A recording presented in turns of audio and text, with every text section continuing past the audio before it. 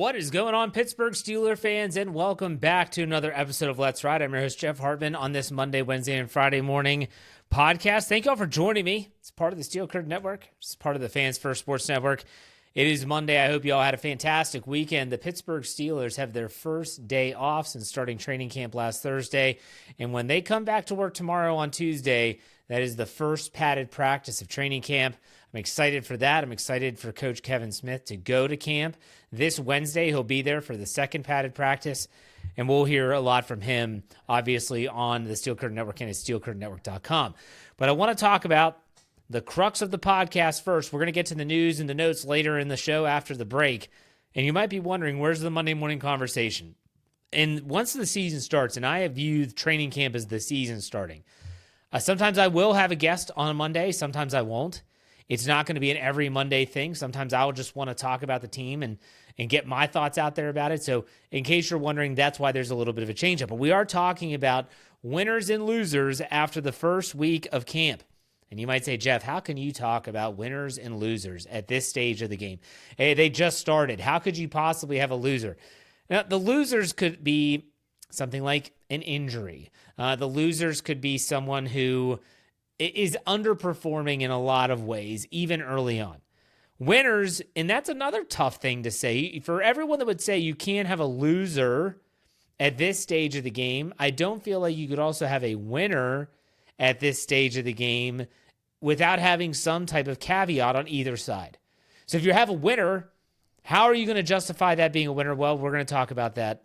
And so what I found is I had 5 winners and 4 losers, and I use that term loosely.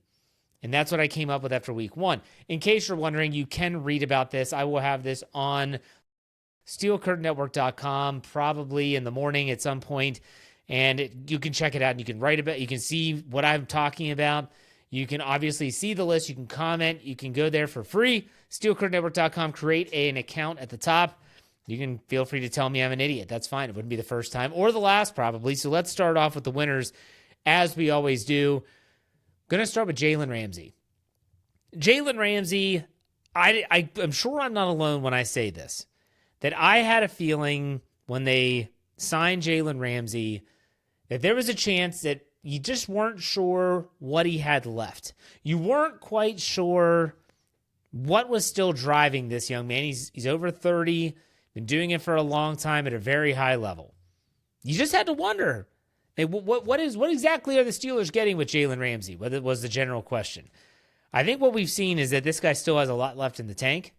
This guy is still capable of making plays, and he is still a ball hawk. I don't care if there's pads or not. Reading the quarterback's eyes, making a break on the ball, and then executing the interception is something that can never go out of style, and I don't care if they're wearing pads or not.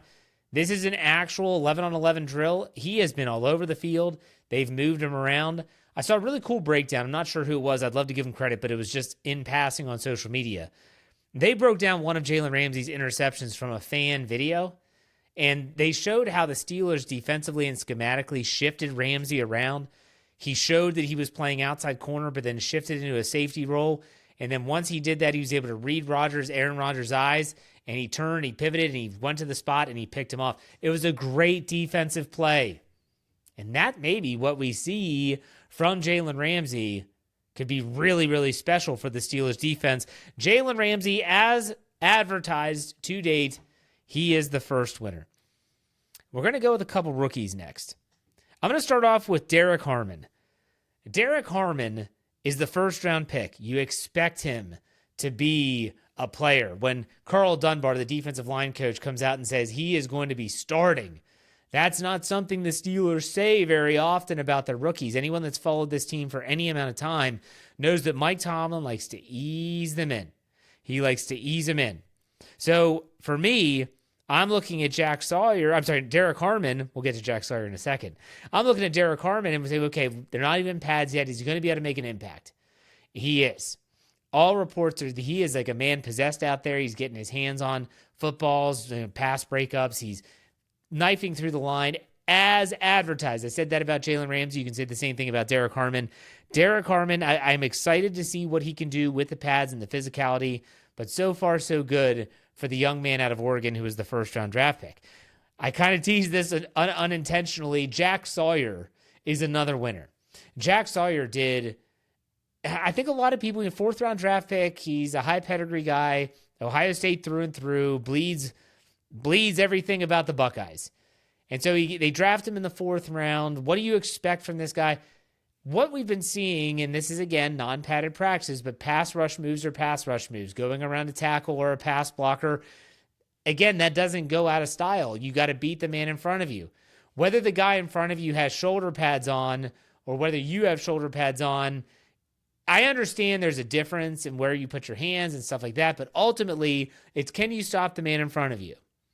And he was creating opportunities for himself and therefore for the defense. Jack Sawyer is proving that he is going to be at least quality depth and also a good special teamer for this team. Jack Sawyer, if anyone was questioning how he might fit with the Pittsburgh Steelers after week 1, so far so good. All right, we have 2 more players in the winners list before we go over to the losers. The next winner is Aaron Rodgers. Now, everyone's going to point to Aaron Rodgers throwing interceptions, and the first throw of training camp was picked off by Patrick Queen. Kudos to Patrick Queen, by the way. But for me, I have Aaron Rodgers on the winners list based on nothing pertaining to the field. Yeah, he's done a good job. He still has the arm. He's still throwing good passes. You saw some beautiful throws to DK Metcalf in the red zone. He's been throwing touchdowns in 7-on-7. He's been throwing touchdowns in 7 shots. 11-on-11, he's been putting the ball in the right spot. Whether they always bring down the pass, that's neither here nor there. He's showing that he can still play this game. Now, I will say that where I have him on the winners list is how he has handled the media. NFL Network and Kyle Brandt was at Latrobe in St. Vincent College, and he had a 10-minute long interview with Aaron Rodgers, and he brought up some stuff that, you know, a not savvy veteran player could have potentially gotten kind of caught up. He brought up to Terry Bradshaw and a comment that Terry Bradshaw made about how Aaron Rodgers should stay in California chewing on bark. Okay, it would be natural for someone to take umbrage to that comment and to say, like, whoa, like I'd have never met Terry Bradshaw, but Aaron Rodgers aced the test. He said, look, I know Terry Bradshaw because I played in the NFC and he did a lot of Fox games, so therefore I have some semblance of understanding. But then he went on to just wax poetic about how Terry Bradshaw is one of the greats in the game, and they walked so that the current players can run. And he went on about other players from not just the Steelers. He talked about Bart Starr from the Packers all the way up to Tom Brady. Aaron Rodgers, from all reports, I'm not there. I'm not firsthand. This is not firsthand. This is secondhand. All reports are that Aaron Rodgers has been nothing but professional, a great teammate, everything that sometimes some people said was the opposite, the antithesis of what everyone thought he was going to be. People thought he was going to be arrogant, a jerk, not a good teammate. Well, so far, granted, you haven't played any games yet, and things haven't really gotten difficult from that perspective, but so far, this guy has been the opposite. Mason Rudolph coming out and saying, Aaron Rodgers has been great. He's hilarious, talked about his sense of humor. He's been helping him a lot. He's learned so much already, and they've only been together for a couple weeks. Will Howard talking about his relationship with Aaron Rodgers. Again, like I think it's the media-driven narrative, but the narrative that Aaron Rodgers is a jerk to the media, he's a jerk to teammates, that he's going to isolate himself. The guy's sharing a toilet with DK Metcalf. They have like a suite together. So again, for me, Aaron Rodgers is on the winner list, not just because of how he's playing, but because he's really doing a great job of kind of debunking all those narratives and reports that were based around him early on when he was thinking about playing this year. Last winner, and I'm not going to pat myself on the back, but I kind of am, and it still has to come to full fruition. But there was something about Brandon Eckles that when he was signed, remember last year he played with the New York Jets.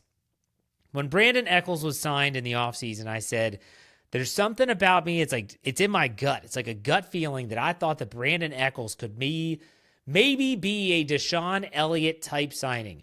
A signing that at the time you're thinking, who is this guy? Like, who is Brandon Eckles? I've never heard of Brandon Eckles. I hadn't heard of Brandon Eckles either. I hadn't heard of Deshaun Elliott either. But once they get into the system and you're like, oh, this guy can play. Brandon Eckles already this week has proven that he's a very energetic player. He brings the energy every single day. That's something Mike Tomlin said. He really likes him, and he is around the football. He's had a couple interceptions, pass breakups. I think that Brandon Eckles, everyone's talking about Beanie Bishop. Brandon Eckles could make Beanie Bishop's spot rather meaningless, meaning he could take that role, that Beanie Bishop role, and say, this is my job. This is my spot. And so there's still a lot that has to be proven. But I really am happy to see that so far my gut inclination with Brandon Eckles has been pretty spot on from all reports we're hearing from training camp. Brandon Eckles, 2 thumbs up. He's on the winners list. Let's see if he can compound one good week with another good week starting tomorrow on Tuesday when pads come on. All right, let's go to the loser list. Again, take this with a giant grain of salt. Okay, now last Friday, I did a podcast on the 5 under-the-radar camp battles. You can go back and listen to it. It's not dated or anything like that.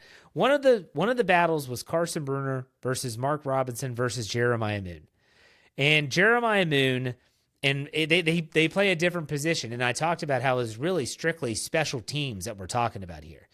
And Jeremiah Moon is an outside linebacker, so they just drafted Jack Sawyer. You just feel like if he's going to make the team, it's going to have to be by proving himself on special teams. And unfortunately, on Friday, I said that some of these battles might come down to a player getting hurt.